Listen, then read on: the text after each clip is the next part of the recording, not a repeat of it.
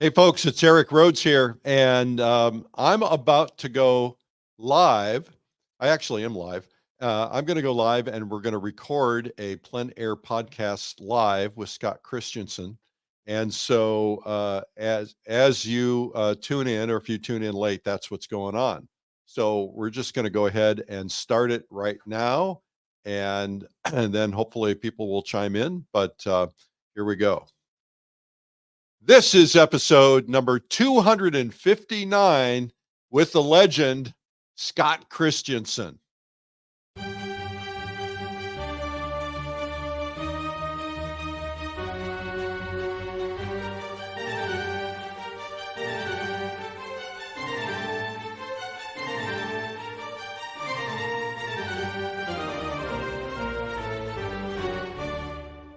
This is the Plein Air Podcast with Eric Rhoads, publisher and founder of Plein Air Magazine.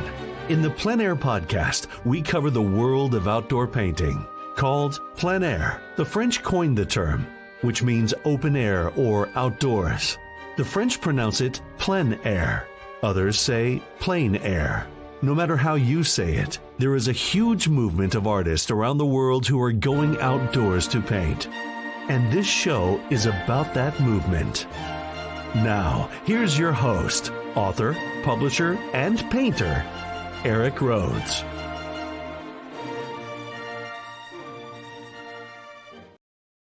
Thank you, Jim Kipping, and welcome to the Plein Air Podcast, everybody. I'm Eric Rhoads, publisher of Plein Air Magazine. Today is a special day because we have a true legend on the Plein Air Podcast, and we're recording it live online. And it is such a pleasure. We're going to get into him in just a second, to have one of the most kind, humble, and brilliant artists that you'll ever meet. He's a rock star painter. Scott Christensen is going to be our guest today. And I wanted to get this podcast out as soon as possible because he and Quang Ho have a major show. We're going to talk about how to create a major show. They have a major show coming up starting later this month, the month of July, in Texas, at a major opportunity for a museum. And this is going to be mind-boggling to see. We're going to hear about that in a moment. The goal of the Plein Air Podcast is to inspire you to consider painting outdoors, because we believe it makes us all better painters. Getting outdoors, plus the plein air lifestyle, is cool. You get lots of friends to paint with, a chance to be outdoors. You express yourself creatively. And the podcast is a chance to get into the heads, the minds of the artists, and learn about their struggles, their journey, their techniques, why they paint. So I'm very grateful to you guys for being here and to help inspire you along the way. The show would not be a success without you and your positive reviews and your sharing it and leaving comments and all that stuff. Thank you so much. We have literally had millions of downloads and over 90 countries. Actually, I think it's about 120 countries. We hear from you all over the place. Thank you so much for sharing it and for listening. At the end of the podcast, we always do the Art Marketing Minute. And today we're going to talk a little bit about how do you become a legend like Scott Christensen, as if that's possible with marketing. Anyway, we'll talk about that at the end. But you can email your questions to me, eric@streamlinepublishing.com, with any ideas for guests or marketing questions, etc. I want to just mention before we get to our time with Scott, sometimes we all want to try new things. Scott has been experimenting with and getting to the point of mastery with gouache, for instance. And I'm going to talk to him about that. But one of the things that I tried fairly recently was pastel, because I was just kind of bored and I needed something new. And so I attended Pastel Live. I hosted Pastel Live, which is an online event, 3 or 4 days with some of the world's leading pastel artists, and watching them and their techniques, and watching the Essentials Day so you can learn the basics. And, before long, I'm watching it and I'm doing it. I'm painting along and I'm painting pastels. And I've done it now 2 or 3 times and I'm having a good time with it. What's interesting to me is it gets me more excited about my oils, about my watercolor, about other things. And it informs it, right? There are things that you can do with a pastel you can't do with a brush. There's a vibrancy that it's pretty hard to accomplish with oil or with watercolor or even with gouache. But there are also things that you learn when you're doing that and go, see, I wonder if I apply this technique to painting in oil and it can work. And so it's been really good for my brain, and you might like it. It's called Pastel Live, and you can learn more about it at pastellive.com. We came off of the big plein air convention just a few weeks ago in the Smoky Mountains, and then we announced the next one, which is coming up May 19th through 23rd in 2025. Why do I tell you this today? Well, first off, it's already half sold out a year in advance. That's the cool thing. It's going to be in Lake Tahoe and Reno. And we have a pre-convention workshop, which we announced to them, but we haven't announced to the world, with Scott Christensen. Wow. And so that alone is going to be worth the ticket. You got to come.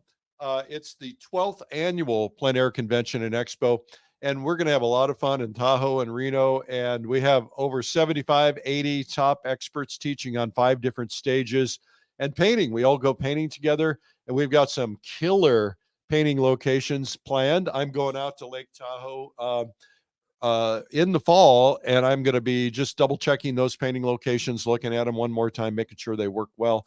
So you can find out more at pleinairconvention.com. Also, just last but not least, this podcast is hosted by Plein Air Magazine.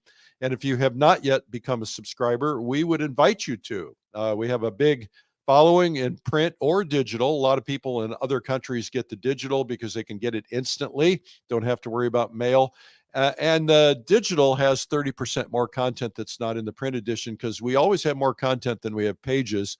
So you can subscribe at pleinairmagazine.com. Now, reminder, coming up after this interview, I'm going to answer your art marketing questions in the Art Marketing Minute. Send your questions to me, eric@artmarketing.com. And today, our guest is Scott Christensen. Scott, welcome to the Plein Air Podcast. Thank you for having me, Eric. Appreciate it. Man, it's so fun to know you and to watch your career and to get to see what's been happening. And I'm going to start out. I want to talk about this show. We're going to talk about some painting tips and some ideas. I want to talk about something that you've done, which has been revolutionary for the people who have participated in it, and a few other surprises. But you and I got to know each other. I think we became really good friends when we went to Russia together. Do you remember that? Yes, I do. Never forget that. I won't forget that one. That's big time. That was a good time to learn. Wow. Well, at the time in Russia, things were still very restrictive. And we were staying in St. Petersburg, and we were living on a cruise ship. And we had to have special permission to go into town without a guide. And we didn't have special permission. And the guide was taking a group of people to the opera that night. They had special permission. So we just told them we're going to the opera. We got on the bus with everybody, and then we snuck away and we went painting. Yeah. And we were seriously breaking the law. We probably should have been arrested. Yeah. That was a beautiful place. It's just so much to see. Hard to set up for just one painting, wasn't it? It was. Well, and it was a complex painting because we painted one of those bubble top churches. Yeah. Hey, Scott, I want to tell everybody about, I hope it's okay to share this, because I think that, we all see the frustrations that we have in our own lives as painters, but we don't often see the frustrations of people that we consider the greats. And I know you're very humble about that. You don't consider yourself one of the greats, but the rest of us do. And you and I were in the Russian Museum in St. Petersburg together, and we were looking at these giant paintings by Repin and Levitan and Serov and some of these other painters. And you said something to me that always stuck with me. And you kind of teared up a little bit, and you kind of said, Eric, I am so humbled by this work. I don't know if I can ever paint a good painting again, because I've never seen anything like that. Tell me about that experience. Well, I think you don't know what you don't know until you see it, and seeing is everything, as you know. And I don't think I was really, I think I knew how to make a pretty adequate painting per se, but when I started seeing the way that they put things together, I started understanding things in a different way. They're real strong use of values and sensitive use of color rather than just audacity with color. I really loved to see the whole Russian approach. It was just a different thing for me. I can't even explain it more than it'd take me a few paragraphs to figure that one out, because I don't know how many ways to start, but it was just a beautiful place to see. And we went back, as you remember, and it was just something to behold. And the memories of that were epic. I couldn't explain anything better than the value structure and the close value relationships, but also their ability to articulate their thought into paint. It's a big one for me. I think that, you said that you don't know it till you see it. And I wonder if you don't see it till you know something. And, Yeah. I suspect if you had been in that same spot 10 years earlier and seen those paintings, you would not have seen in them what you saw in them that time. That's for sure, because I tend to study a lot. That's a big part of my painting life, is to look at a lot of the best work I can find. A lot of it is Russian work, but a lot of great painters in history have shown me different ways of thinking. And that's really the most important part to me about painting, is learning to do things outside of ways that are linear. We always tend to find ways that work for us. And those Russians, they would find ways that would work, that would be multiple ways of pulling something together as a whole. And you could just see that their understanding and ingenuity was just different than ours. So how do you go into a museum, how do you look at a painting? Do you try to take it in as a whole? Do you try to figure out what they've done? What's that process like for you? That's an interesting statement. This one I never thought, I don't think I've ever articulated this, but I've realized when I go into a museum with a lot of good work, or possibly just a few that I wanted to really see, I'll go walk through the museum quickly. I'll try to see the whole exhibition or whatever's up as quickly. It might take me 20 minutes to go through the museum, and then I'll go back and highlight those paintings I want to see, and I'll spend time with those. The ones I want to see first, I don't want to waste my time with. It's not that the others are a waste of time. It's just that I want to see the ones that impacted me the most, and I'll spend a lot of time with those, making notes and understanding what they were doing and why. The why is, to me, is really interesting, of how they connect things or how they separate them. But mostly, I can't absorb everything in one shot, so I will go and look at a few pieces and spend a lot of time with them. And then I'll go back the next day if I can, or a few more days. Yeah. And so are you looking at that painting and going, do you have like a process in your mind? It's like, I'm starting with composition, or I'm looking at, I'm trying to figure out, how did they start this painting? Is there anything that you go through? Or is it different every time? It's different every time. I've noticed a lot of things about a lot of painters, because I try to come at it more objectively, because I don't see necessarily painters solving the same problems the same way all the time. The best painters in history, to me, didn't solve their problems the same ways.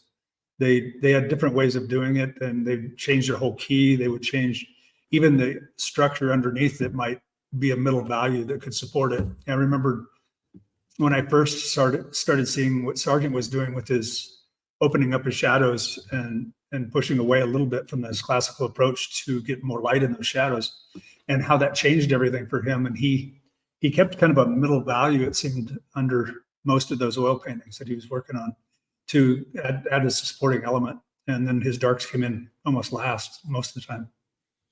So would that have been, you think, an underpainting? I think so, but it's quite possible with Sargent that he's just painting over and over them. But he had a kind of a dark, kind of a brownish middle value underneath on a lot of the big landscapes that he was working on. I've seen him in a few museums where you can see the canvas underneath was that. That doesn't solve any every problem for me. It just helps me understand how he was thinking. I've noticed that sometimes I'll do things different as per what I'm looking at to try different ways of approaching an idea. But I've always seen that it always comes back down to your knowledge always precedes your execution, and nobody can paint better than they know how. That's so true. You know, when we first start painting, I don't know if you can remember, because that was like back in the 1800s. 1800s. Yeah, we talk about legendary. That's just getting up there, legend. Yeah. Yeah. It's just another way of saying you're an old.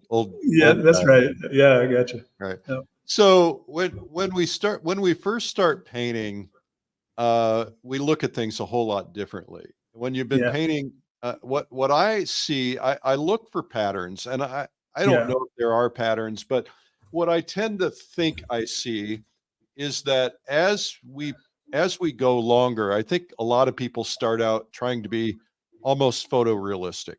Yeah. You know, they're trying to reproduce a photograph. Yeah. And they also tend to be very garish with their colors, very bright, very vibrant. Mhm.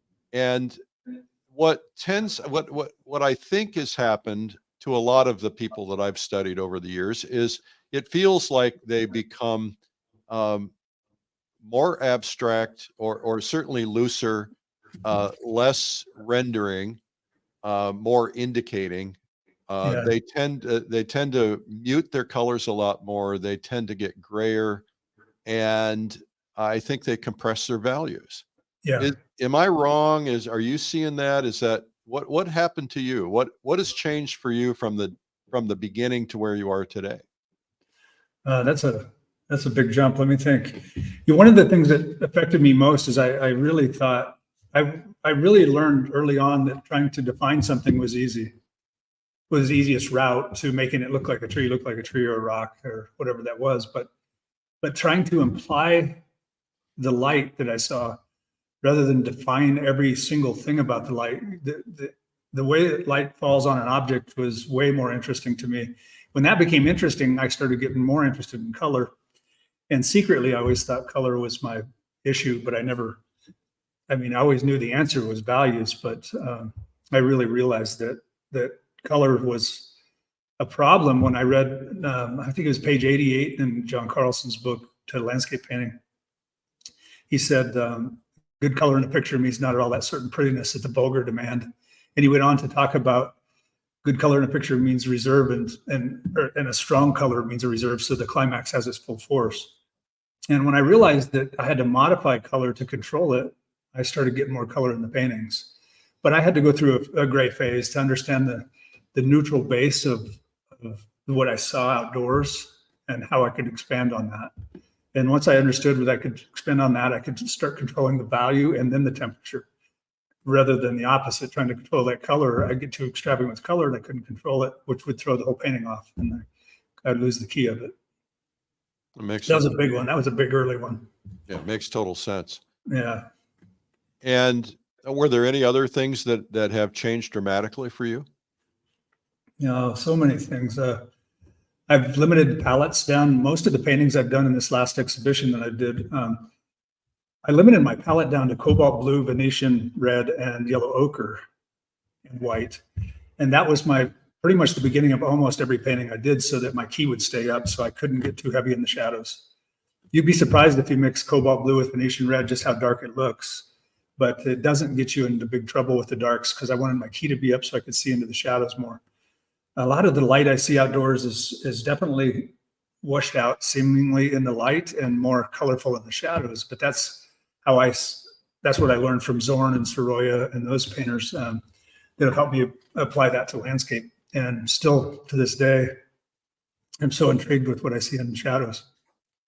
So you'll do a first pass on the Zorn palette, if you will, and then you'll move on, or you'll expand the palette. So when you're trying, well, I'm not using the black. I'm using cobalt blue instead of black.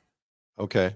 And I'm using Venetian red instead of permanent red most of the time. But just to use that modified color and go straight at the color I think I'm seeing, it's not extravagant color that way. The value doesn't get carried away. You don't get too heavy in the darks, and that's the that's the big takeaway from the limited palette to me, is it limits your range, and there's a lot of strength in that limitation. And I think that limitation is really super important. And then when I start expanding on the palette, I'll add whatever colors I think I might need.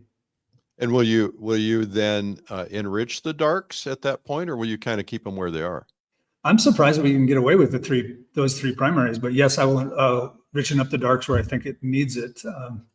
And I'm experimenting a lot of times, as you brought up the word pattern. Pattern is everything to me. Like when I do a pass over a painting, I might do 25 passes over the entire painting before it's ever finished.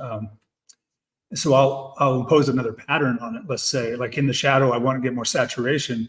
I'll push that saturation into the shadow within a certain value of color temperature range, and see if the painting can hold that, and see if it resonates or not. And sometimes I'll have to subordinate a bit or not, but it just depends on where I'm going with it. But a whole lot of setup, and a whole lot of setup meaning your knowledge of what you want out of the piece, and presupposing you know what that is, sticking with it, and then not deviating so much that you can't control this idea for a while. I don't let the painting, there's a certain time where I feel like painting tries to take over and it starts going its own way, and you got to kind of rein it back in if you know exactly where you want to go. Otherwise, I find that paintings get darker and darker, and I'm spending most of my time trying to lighten them up again to get more information in the shadows, let's say. You've been playing with, I should probably playing with is an exaggeration. You've been painting with a lot of gouache. Yeah. Tell me how that started and why. I just, I used to paint in gouache, but I didn't remember how much I used gouache. But I started painting gouache just to start reframing the way I think. And that was a really important part of painting for me. It was a friend of mine, Larry Moore, started painting gouache, and he said, I had too many questions, so I wanted to wait until I had the chance to really speak with him about it. And once I realized you could keep adding paint and keep adding more, you change your viscosity, add more pigment, and do those things that you could. When I thought a gouache was done, it was still watercolor looking, but I could impose more pigment onto it and really move those values. And I realized that it was really informing my oil painting, and it made me think different. So that's the reason I did it, actually. And it was also, I don't know what I'm going to use to this day. If I bring both oil paint and gouache out, and sometimes I'll look at a subject and go, I think I'm going to use gouache on this one. And for some reason, it's been unbeknownst to me that I think I understand something different about where I'm going to go with it, or don't understand something. And so I'm going to try one or the other, depending on what just feels right with that theme that I'm in front of. So I don't know what I'm going to use ever anymore. I just use whatever feels like the medium to go. Yeah. See, I thought you were going to say taking gouache out is just so much easier. I don't know if it's easier. Actually, a friend of mine, really popular artist, is people know him, Ned Mueller. He said, "Don't paint gouache. It is just as hard. It's hard to do, and it's very unforgiving. And there's a lot of qualities about it that are unforgiving, but I learned a lot, still learning a lot from using gouache. It just informs my oil painting in a totally different way."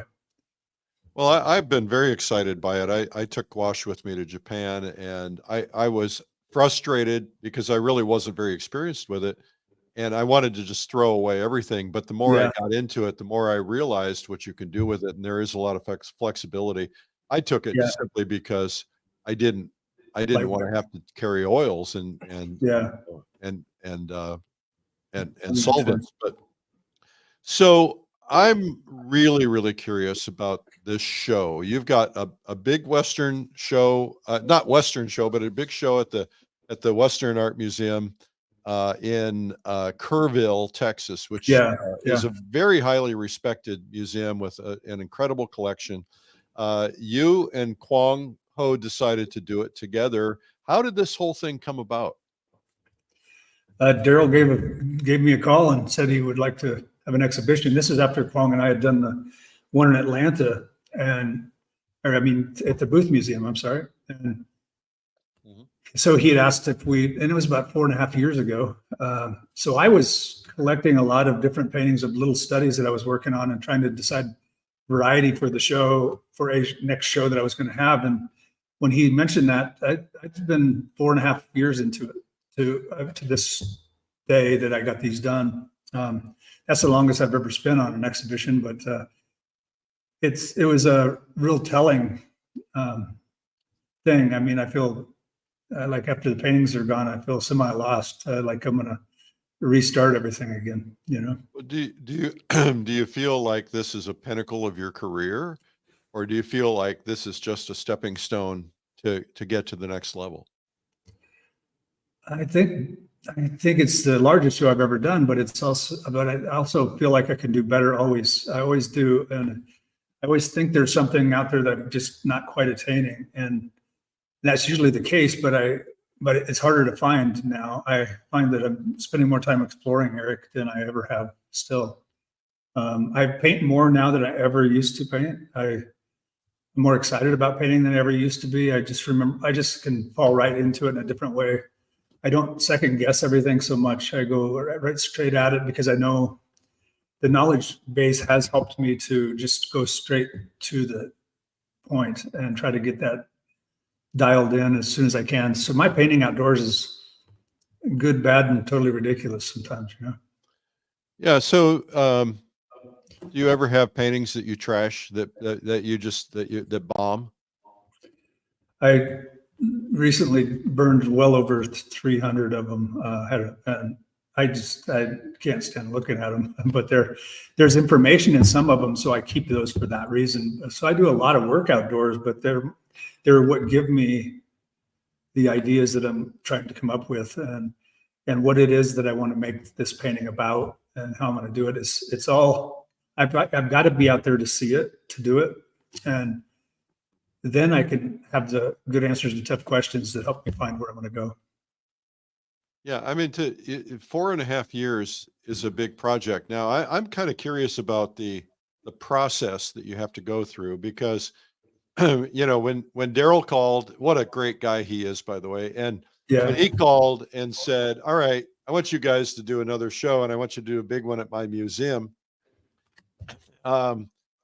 what's going through your head? Is it I'm going to try to set a goal of 50 paintings or 100 paintings or 10 paintings or Yeah. what do you go through? I mean, it's I can't even imagine what it's like. Well, the hilarious was that he asked for a lot of paintings and he wanted them all big. And I said, well, I don't know what a lot of paintings is, but I don't believe I want to do I wouldn't want to see more than 50 of mine in one room or one place. So that would be a high number for me. And also to put an exhibition together that has variety to it, variety of palette and scenes and things that look, you know, like you're really stretching. Those are the things I was looking for in the show. That was my personal, but to try to paint everything large, I don't think everything necessarily needs to have a large view of, but I think I just have taken the time to figure out what I wanted to do with what scenes and make the variety that I wanted to put in the show. How do you determine if something works big versus little? Is there something going through your head on that? Usually, yeah, it's so many things. To me, it might be just the impact of green. I'm painting one that's called Tropical, and it's just a bunch of banana trees and stuff. And it's more about the temperature of green and reaching a saturation level that's tolerable to me. There's something I think is aesthetically pleasing that I see outdoors, but not try to overemphasize it. Those kind of things will carry different ways in different paintings, and I want to make sure that it's got a different handling all the time. I wish I could answer that better. I'd have to think about every one individually probably to do that. Yeah, well, the 50 of your favorite babies. So, while you just mentioned it, sometimes I like to give tips on this program. People like tips. Talk to us about painting greens. because the tendency, again, we talked about this, is to over green or over Yeah. garish. Are there some things that you typically teach your students to do with their greens?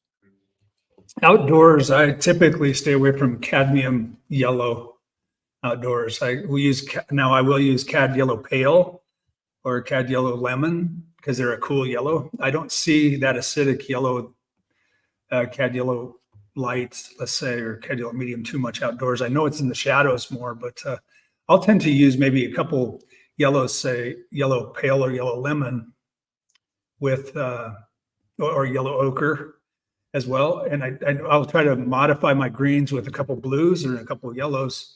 And then the great modifier is red, as you know. It is, most people paint on the blue and yellow side of things and ignore the great modifier, which I think is red. Yeah. So I'll spend more time trying to find different reds to put in the greens to add diversity to the color without over exaggerating. I think it's easy to over exaggerate the greens, and I think it becomes quite garish at that point, but that's just a personal thing. It's not right or wrong. It's just a personal taste. So I'm going to ask you a bit of a personal question. Okay. This is more along the lines of how you survive as an artist, or how one survives as an artist. When you're putting together a show of 50 paintings for 4.5 years, you still have to eat. I would assume that you still had to be painting other paintings that Yeah. could be sold during that period of time. I sold many other paintings in the process definitely to support the cost of framing and everything else that I've got to do to support myself. But it's always worth it and the bigger paintings that I've sold have really been a large part of being able to hold on to these for a period of time. But I think I sell a lot of gouache as well. The studies I do kind of a gesture version of gouache, and I'll do some where I take them more toward finish. But I don't have a best way of working as much as I just enjoy painting more than I ever have. And my favorite place to work is that tailgate of my Land Cruiser. So it's like a big table for me. Yeah, well, it's convenient. But do you ever backpack in and I have, yeah. Yeah. I love the backpack. We've had horses take us in on trips and drop us for 10 days, and then we'll take a pack and walk around different angles to the peaks and then come back to the camp and then go back different angles, different direction next day. I like to find places that are hard to get to, but they're easy enough to get to, but they're not so infiltrated with people. And I'm noticing that those places are pretty found out now. Yeah, so you don't want to paint around other people because I tend to be a loner, I guess I would, or just a few people. Is it because you're an introvert, or is it because you don't want to be have your concentration disrupted? I think when I absorb things, I can't have too many questions. I'm having all these questions to myself to figure out what I'm looking at. And I like to speak with other people about it that I'm with that have a similar kind of aesthetic understanding, because it's not to try to justify mine as much as it is to bat it around like a cricket ball, I guess, and see what you're seeing versus what they're seeing, so that you can come up with your own version of how it looks to you.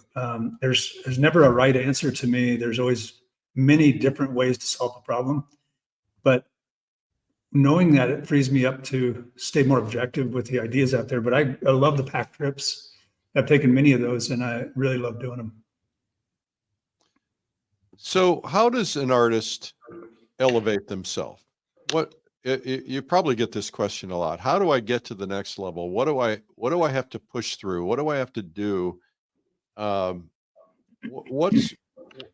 remember when, after looking at those Repin paintings and the Levitan painting, especially, you saying, I don't know if I can paint again. Remember, I mentioned that earlier, and then you called me a few weeks later and you said, I'm stuck. I can't seem to put anything good on canvas. And then you called me about 3 months later and you say, I finally broke through. what is the pain that one has to go through to elevate? Yeah, that's pretty continuous. I don't remember saying I couldn't paint as much as I probably was just pretty stuck, like you said, because I think we all go through that. There's not a person alive that is painting seriously that is not going to go through stuck periods. And I think there's only way I get through that, Eric, is C.S. Lewis, or not C.S. Lewis, Winston Churchill said he spent 90% of his time coming up with good answers to tough questions. And to me, that's what painting is, and is coming up with good answers to tough questions. Most of the time, that's what our project is, and how we're going to manage it is we're only as good as what we know about our medium, and then what we know about our subject. So I take those things and I try to use the study of, for instance, values and color, temperature, and those type of things as a separate thing. And I try to take all of the ideas that I'm going to put together and work through them. I've got different ways of doing it, and they're very broad. They're very broad. I don't have just one way of doing it. So good answers to tough questions is basically the way I've done it. Different every time. Yeah. Yeah. So we talked a little bit about gouache, and we talked about your initial painting that's going to be with the cobalt, Venetian red, yellow ochre. What are you taking out in the field? Are you doing the same thing? You're using those colors out in the field, and is that with gouache and with oil? Yes, it is. I bring a variety of other colors with me, but I'll key the thing in with a simpler palette so that I don't get overextended with color. I just want to see the whole come together faster, and I don't want the diversion of too many dark values in there. So I want to see what I can get for a dark value with those three. It doesn't seem like much, but I just challenge anybody to paint mix cobalt and Venetian together and look at how dark that gets. You'll be surprised, but it also gives you a range that's higher keyed than most. So I can see more into my shadows before I get started too dark. I think what I tend to do outdoors, one of my biggest problems is to watch what my tendencies are. I tend to paint too dark outdoors, like 90% of us do. And so if I get started too dark, it's going to stay dark and it's hard to get out of. So I try to watch my key right away, and then I'll start adding to it. So one of the solutions is just to take the super dark paints away, and then you can't do that. That's a pretty interesting approach to that. It's actually saved a lot of my paintings. I can see that I had an artist friend had a big class here one time. He had 20 people in the class, and he said, "Let's go up to a place you think we ought to go paint." So he said, "Take us up there." So I drove him up, and this guy's a very accomplished painter. He said, this is crazy. People aren't going to know what to do with this. What should we do to paint this scene? It was rocks everywhere, water's coming down everywhere, and busy. Yeah. It was just busy, and I said, I just limit my palette so that I don't get crazy with the color. I can't keep up then. So those initial paintings kind of look almost like tonalist paintings. Well, they're close. They're seemingly close value, but they're not extravagant in color, at least. And you can get pretty extravagant with color still with those three. You'd be surprised, but yeah. Not extravagant, I wouldn't say, but harmonious is the most important part to me at the beginning, so that I don't get any strange things happening that I can't understand. And I think one of the biggest problems with color, in my opinion, is that if we get too colorful too fast, it's hard to manage it. And once you have a hard time managing it, you're trying to bring it into submission with the whole idea. That becomes a whole different issue, and your painting doesn't seem to be as solid of a read, if that makes any sense. So somebody wants to learn painting, maybe they're watching or listening to this. Where do you start them out? Knowing what you know now, because you've been teaching probably for 20 years plus. And you do this fabulous online program, which now is required before anybody can attend any of your workshops, which I think is brilliant, because you're dealing with getting out all the mundane stuff that everybody has to go through first. But where do you start somebody today? Do you say, I'm going to start you with 3 colors? Do you start them with no colors? Do you work on values? Where do you begin? If you were teaching a beginner, and I know you don't do that, but. Yeah, well, I have, and I do. I think one of the most important things to a beginner is learn those initial things that they think they learn and understand, but they don't understand at all.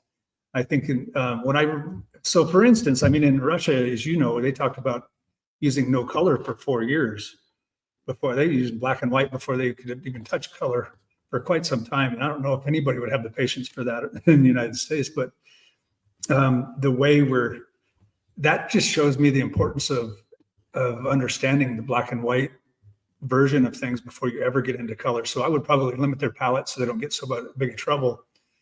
I've noticed, like, for instance, if I take a yellow ochre versus a cad yellow light or something, if I take cad yellow light off their palette and give them a yellow ochre, they can't get so crazy with that yellow, and the greens don't become acidic, and they have more of a range that they can deal with. And then they can start sneaking up on some more acidic type colors. But there's things that I'll do with placement, with composition.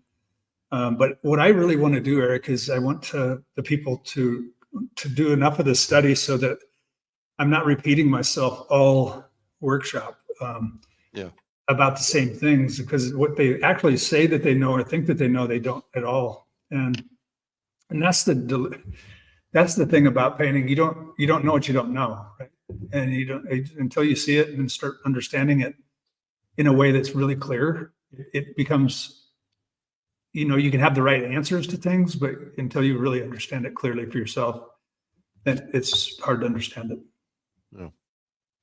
So tell me a little bit about this show. Give me a preview. You've got 53 paintings in the show? 53, yeah. Yeah. So, and Quang Ho has roughly about the same number? I would say close, yeah. I don't know the number exactly, but I didn't know that last number until the last day either, because we're always still working on something, You brought up something earlier about the business of art somehow, and I never answered that really. I was going to say the biggest thing that helped me the most, I was wanting to cross this, and I didn't say it, but it's I read an oration speech gave to King's College in London by C.S. Lewis, and it was called The Inner Ring. And this 5-page oration speech that he gave was about trying to become a part of so many different things in our lives that we're going to try to, if we can just conform to this or be a part of that group or this group, then we'll have arrived. But in fact, you kind of lose some of your other friends and whoever you've been with, trying to be a part of all these things, but you can only be accepted, right? And what I've realized in that whole speech is at the very end, he said, try to just get better at your craft rather than try to conform to everything. And then the whole thing will present itself differently to you, and that the rings will form around you rather than you trying to conform. And that's not like an arrogant statement. It's more trying not to conform and try to find that artistic self in you, And that was probably the biggest thing that helped me not try to chase everything that came along. And really what kind of things are we chasing that maybe are getting in the way? I think it's different for different people. Some people, it's no chasing it. It doesn't bother them at all. I don't do my best work, for instance, in group settings. I know that. So I don't try to join those group settings. I mean, I'm in a couple, like Pre to West and things like that, where I give them paintings every year, but I don't do well as far as performance, as far as doing good work in front of people. And that's just a difference in personality too. And it's also really good for me to know what that is, because I would get frustrated. And if I tried to be a part of different scenes or different, you can't also be a part of just everything that comes along, because there's too many. And there's really good ideas out there, but you just can't keep up with that. And so I try to do my best work and then shop around where I'm going to put them, I think, rather than. Well, it takes a lifetime. Yeah. It takes a lifetime to become a good artist if you apply yourself well. And even then it's tough. Yeah. But there are so many distractions. And I'm not being critical of those distractions either, but plein air shows and the plein air circuit, we have artists that are going out and doing 6, 8, 10, 12 plein air shows a year. And they're living in their cars, it seems like. And that's and I'm not being critical. They love doing it. Yeah. There's a whole lot of other distractions, and just painting alone, if one could just stick to that, that could have a monumental impact. Yeah. But then again, you know, you have to eat, right? And so Yeah. to Yeah. eat, you have to teach, you have to do something else. If you're not selling paintings enough, you got to do Yeah. something to eat.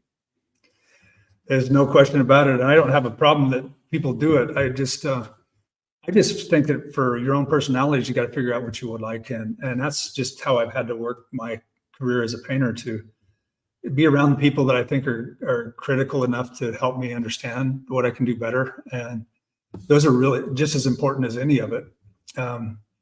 Yeah, I don't think everybody can inform you of your direction in painting. I think you have to have a certain group of people that understand your vision well enough to basically support your aesthetics and how you want it to look, you know? There's a principle that talks about if you surround yourself, the people you surround yourself are what you become. Yeah. And do you find that it's important for you to surround yourself with artists who have Yeah. equal abilities and equal sensitivities? Yeah. Sometimes their abilities and sensitivities aren't so good, but they're very articulate as well. It doesn't matter I don't think there's a best way in that. There's some really great teachers who don't always paint as well as I think they can, but that doesn't mean they aren't full of information and they're stretching themselves all the time. They're not even sure where they're headed. And I think that's pretty common for most artists. I don't think we ever have it defined particularly well.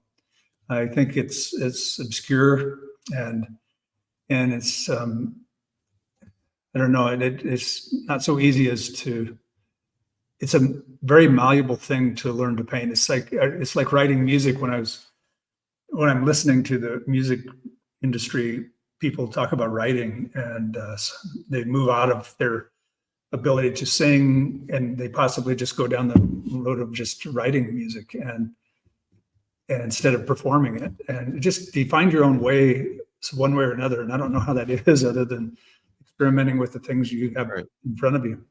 Yeah, there's not a you should do this because everybody else is doing it. You should do whatever you want to be doing. So, two-part question. Okay. You pick one artist from history. You mentioned Sargent, you mentioned some of the Russians. Pick one artist from history that you wish you could sit down with them and ask them one question. Who would it be? What would the question be? I can tell you one today that I have, and that would be Frank Tinney Johnson today. Okay. He did a painting of a goat and some rocks and I have no idea what kind of a palette he must have used.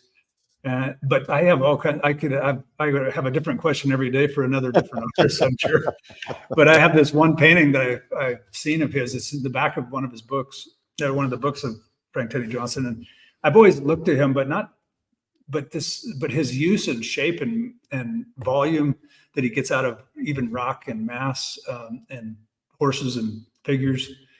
His understanding of color is a different level that I just don't understand it still, and that's where I'd probably start.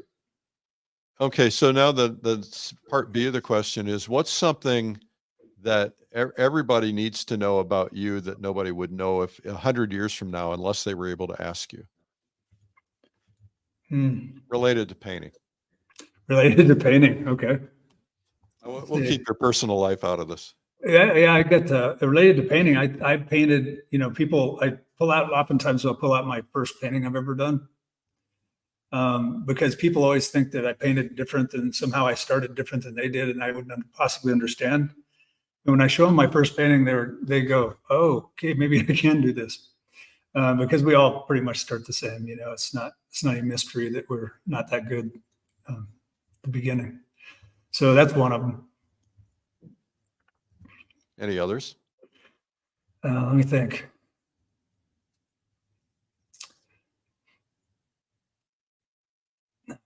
Got a long way off my ignorance. That's a good one. That's probably things I thought I knew but didn't know.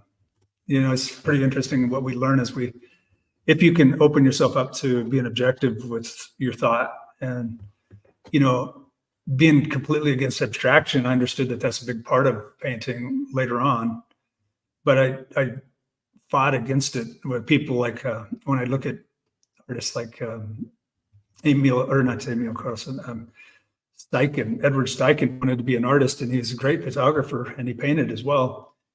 And one of the first paintings I ever saw was an Edward Steichen, and I thought, I can't like this. There's nothing about it that's legible to me, and I don't know what it is. And it looked like a nuclear blast, but it was actually a bunch of trees with a moon behind it. But it's so well designed that that's not really as diverse as I think I could get with my answer, but let me think about that a minute. Okay. So the show coming up, 50 paintings, 53 paintings from you, from Quang Ho. It's going to be running from July 21st, Yep. I believe, until end of September. And Yeah. it's going to be a great opportunity. Are the paintings in the show, some of them are available for purchase? Is it strictly a show with no purchases? No, there are some that are available for purchase, and some are borrowed back, and some, but the majority of the bigger paintings will be for sale. Yeah. And what's the biggest painting in the show? In this show, I think 4872s, a couple of those. I've got a lot of 48s, and those are the biggest ones. But some of the small, they go to 30, 36, and 30 by 30. The 53 of them, I can't remember them all, but there's a lot. Yeah. Yeah. Well, congratulations on your persistence on this. I mean, to be able to pull that off.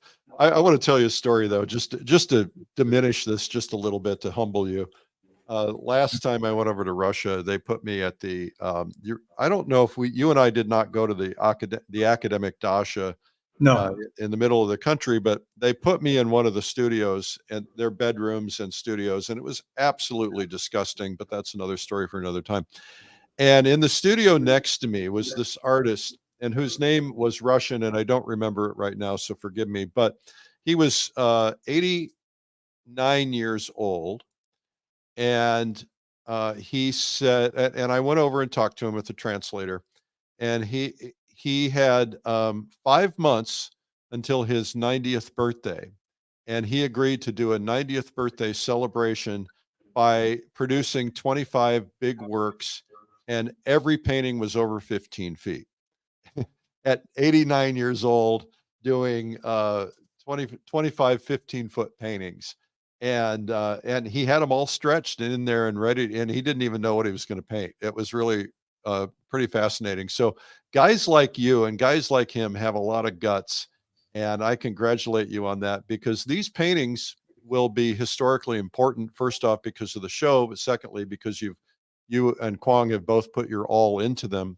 And let's hope they're historically important anyway.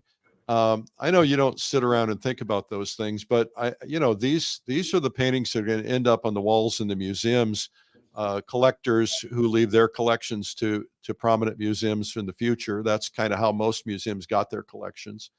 And big paintings don't end up in Goodwill, and I can't imagine they would anyway. But congratulations! This is a huge monumental task, and it's got to take a certain personality type of persistence. And did you ever kind of feel like, what have I gotten myself into, and just feel like giving up? I don't think giving up was in the vocabulary, but I definitely felt like it at times. I definitely had to have my time away from it. I create time away from it. Just even I'll go out and fly fish, or go take Nellie for walk in the field or whatever, and go. Basically, I have to get away from what I'm doing to come back and see it more objectively. So I spend time away trying to do other things, and it's really necessary for me because it makes you crazy. Yeah. Well, Scott, I appreciate your leadership. I appreciate your tenacity, and all the things that you have done for those of us in the art world that are too many to mention. We're excited about you coming to the Plein Air convention and doing a pre-convention workshop there. And we are really honored to have you on the Plein Air podcast, and I'm honored to call you friend. Thank you so much for all you do. Thank you for the time we've spent together. It's really my honor, I appreciate it very much. Thank you. And I'm looking forward to going painting together. We got to get that figured out. But I know. I you know. gotta probably just want to sleep for about 3 years. No, I'm ready to go now. Are you? Yeah, it feels like it looks like after I moved 53 paintings out of here, it looks like I'm moving, you know? Well, you don't need to work out every day. Those things are heavy. Yeah. Yeah. Well, again, thank you so much, You're welcome. and thanks for being on the Plein Air podcast. Thank you for having me. I All appreciate right. it. All right. All right. Fabulous. Well, that is Scott Christensen, and what a remarkable human being. To be able to paint so well and to remain so humble. There's not an ounce of arrogance in that man, not an ounce of ego. He's truly humble. I mean, this is not an act. He's just that kind of guy. He's a really terrific human being. So again, thank you to Scott Christensen. Okay, so as part of the Plein Air podcast, we next go to the Marketing Minute. This is the Marketing Minute with Eric Rhoads, author of the #1 Amazon bestseller, Make More Money Selling Your Art, Proven Techniques to Turn Your Passion into Profit. So we like to do the Art Marketing Minute because a lot of people want to learn how to sell their artwork so they too can become somebody who's doing shows in major museums and so on. Got some interesting questions today. You can send your questions to me anytime, eric@artmarketing.com, or you can always come live on the podcast if you have questions. We'd love to do that. And my daily YouTube show, which is called Art School Live. It's been going on since COVID, every weekday. We're doing Art Marketing Mondays now. So another place to get questions answered. All right. First question comes from David out in Idaho. David says, at what point in an artist's career do you suggest they try using advertising to reach potential buyers? Is it effective for artists to still try and establish themselves, or is it better left to more well-established artists? Well, I get this question a lot. It's a very astute question. The astute part here, David, is that you're saying at what point. You see, there is an inflection point in every artist's career that they need to make a decision. Do they want to take it to the next level? And that inflection point usually comes from feedback, and feedback is usually, hey, why aren't you out there selling your work? Now, again, if you don't have to sell your work and you don't want to sell your work, there's certainly no obligation to do that. A lot of artists that I've coached have said, I want the recognition, I just don't want to sell anything. And there are ways to accomplish that. But I think the idea is to find out at what point you're ready. And first off is, how do you find out you're ready? Your mother, your father, your close friends probably want to tell you great things about your paintings, and they probably believe them. They're not telling you false things, but you want to get to people who understand, people who are experts, people who understand the difference between good quality and poor quality. And you want people who will give you honest feedback. So I like to go to people like gallery owners and other artists and say, listen, I'd like to compensate you for your little of your time. I don't want to hear the good news. I want to hear the bad news. I want you to tell me what I need to work on. When am I ready? I had an artist come to me and say that her instructor told her she wasn't ready yet. And I said, I think you're ready. And she went out to the market and she crushed it. And she did a really terrific job. In hindsight, I don't know if she was ready now, because I have more experience behind me now, and I don't know if she was ready, but she crushed it anyway. I think, the goal is, if you put it off forever, if you're never ready, instead of ever ready, if you're never ready, then the question then becomes, are you going to have time? And because it takes time and you want to take some time to do it. So go back to your question is, once you find out that you have feedback and that you are ready, and get some multiple feedback points, because you might have a couple people who are grumpy and tell you you're not, and a couple of people who tell you you are, and you got to find a tiebreaker in that. The timing is really about when you decide you want to get serious, and getting serious means something different to every person. So for some people, getting serious means going from selling one painting a year to selling 100 paintings a year, or from not being serious about it to deciding to become a professional. I had an artist I interviewed recently who said, there was a moment in time I decided to become a professional. From that moment, everything changed, right? Everything clicked. I had to figure out how to do this, how to make a living. And so, and then you go from making pennies and you go from making pennies into dollars, right? So the best way to scale as an artist is, first off, set goals. If you just go into tactics without goals, you're bound to fail, or you're bound to accomplish something that you didn't intend to accomplish. You know, you can become successful and end up doing something that you don't really want to be doing. And so make sure you set some goals, make sure those goals are in alignment with your life and what you want to do, and your family and your wife or your husband or your partner or whomever, and make sure that you're in alignment so that you say, hey, this is what I plan to do for the next 5 years. This is where I'm going. How do we all feel about this? And make sure everybody's on board.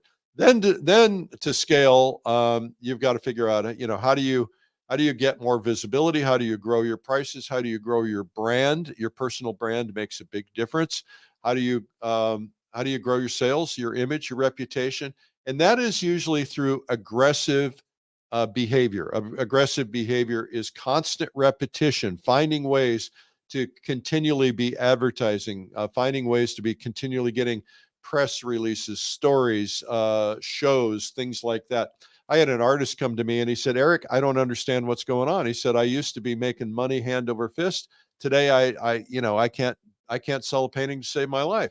I said, what are you doing differently than what you did 10 years ago? And he said, well, nothing really. He said, I do all the same things. I said, I beg to differ. I said, when was the last time you did a show? He says, oh, I haven't done a show in a long time. I don't need them anymore. I said, when was the last time you got a story in a publication? And he says, oh, probably 10 years ago. I haven't really pursued that because everybody knows who I am. I said, no, they don't. Everybody doesn't know who you are. Everybody then maybe knew who you were. Not everybody today. 10 years has passed. A lot of people have changed, right?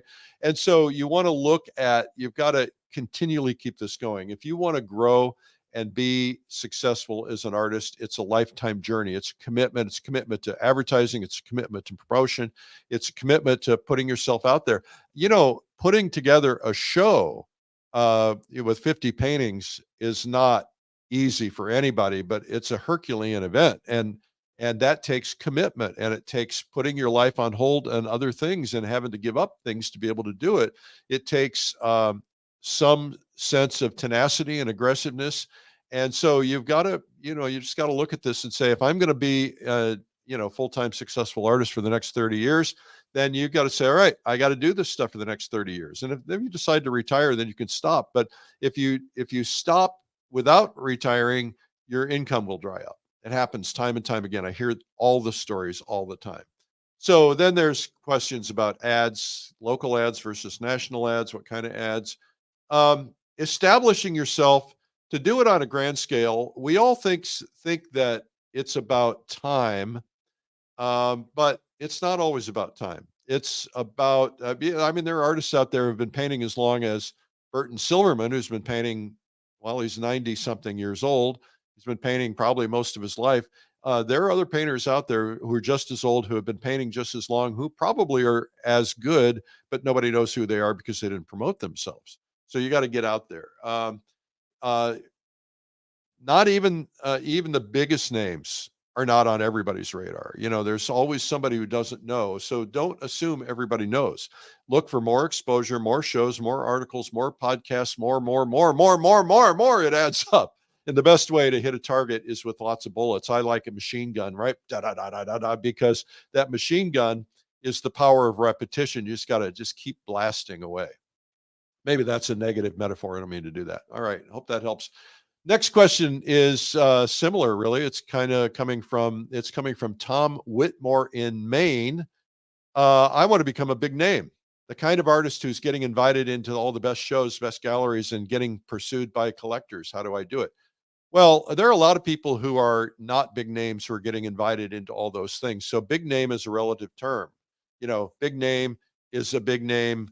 Clyde Aspavig or Scott Christensen, yes. But there are a lot of big names that are not anywhere close to that level that are still big names that are getting invited into a lot of things. I did an experiment with an artist years ago. I took on coaching an artist and suggesting how to build a career. And this person followed pretty much everything I suggested to the T for the course of about 7 years. And in 7 years became a very prominent, very well-known artist, considered among the biggest and the best, big shows, got invited to all the stuff, got invited to all the galleries, got invited to everything. And it was a very deliberate system that we put into place. It didn't just happen. And it doesn't happen typically by accident. This idea of being discovered in Schwab's as a movie star ain't likely to happen. Did I use the word ain't? I'm sorry. My mother would correct me on that. So I think that I went into depth on that on my Marketing Monday recently, and so I'll try to give you a little bit of the depth. But there's an equation. It's a three-legged stool. It's called media, message, and market. And when you add up the three of those, they combine into perfect harmony, then you get success. What media am I going to promote on? What market am I going to go after? And what's the message? Market you go after is major. If you're going after people who can't afford to buy paintings, then you're not going to, you can tell them all you want about yourself. You're not going to sell any paintings. So you got to make sure you got the right market, the right message to that market. What are they interested in, and so on. Then you need the aging component. It's like fine wine, and that is you just keep beating the drum over and over and over again, and people keep hearing it, and your brand just continues to grow. So there are artists with longevity that do this, and they've got big names, and there are artists who do all the longevity, and they don't do that, and they don't have big names, and that's the big difference. I went to England to view the work of an artist who had never sold any of his work and did not want to. And I was asked to talk this artist into doing that.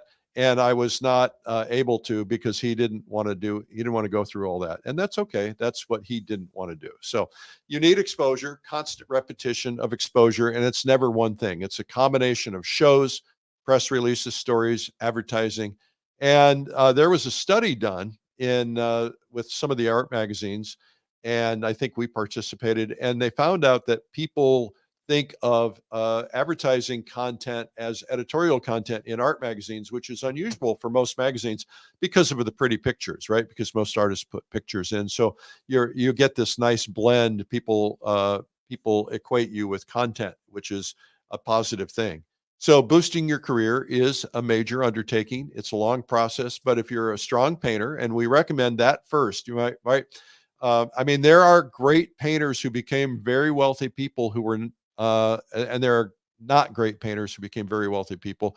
There are, if you use marketing leverage, a person who's not a great painter can become a wealthy person, but I don't recommend it. I suggest become a great painter first, really get really good, put yourself out there. And when you put yourself out there, you actually get better, because you're now seeing yourself differently. You're a pro, you're having to step up and do things differently, and that changes your mindset. So get the chops and then pursue it, and pursue it hard. So there's a lot of ways you can learn it, but the best way is just to start trying. Remember, goals before tactics. I hope this is helpful. Anyway, that is the Marketing Minute. This has been the Marketing Minute with Eric Rhoads. You can learn more at artmarketing.com. Again to Scott Christensen for today. What a great interview. Thank you for listening. Thanks to those who have been listening live as we record this. Hope this is all helpful. Send me your questions. Reminder, Pastel Live is coming up in September, pastellive.com. Plein Air Convention, get your Tahoe seats, because it will sell out. It always does. And that's coming up in May in Lake Tahoe, pleinairconvention.com. And a reminder, if you're not a subscriber to Plein Air Magazine, we would enjoy serving you, pleinairmagazine.com. If you've not seen my blog, where I talk about art, life, coffee, friends, relationships, all kinds of things, it's called Sunday Coffee, and you can find it at coffeewitheric.com. I'm also on the air daily, the air being Facebook and YouTube. My show is called Art School Live, where hundreds of artists do demos and talks. I'm there every noon Eastern, every weekday. Mondays are Marketing Mondays. Fridays are Feedback Fridays, which is critiques. In between, we have lessons, free lessons for everybody. You can subscribe on YouTube just by going to Art School Live and hit that subscribe button, okay? Also, follow me, Eric Rhoads, on Instagram and Facebook, etc. I am Eric Rhoads, publisher of Plein Air magazine, proud to be publisher of that for over 20 years. It's exciting. The movement is exciting, and I hope you'll become a part of it. I appreciate your time today. Thank you, and thank you to Scott Christensen. He's one of my favorite people for a million different reasons, including the fact that he's a good painter, but that's only part of it. He's a great human being, just a sweet, sweet man. Anyway, remember, it's a big world out there. Go paint it. We'll see you. Bye-bye. This has been the Plein Air Podcast with Plein Air Magazine's Eric Rhoads. You can help spread the word about plein air painting by sharing this podcast with your friends. And you can leave a review or subscribe on iTunes so it comes to you every week. And you can even reach Eric by email, eric@pleinairmagazine.com. Be sure to pick up our free ebook, 240 plein air painting tips by some of America's top painters. It's free at pleinairtips.com. Tune in next week for more great interviews. Thanks for listening.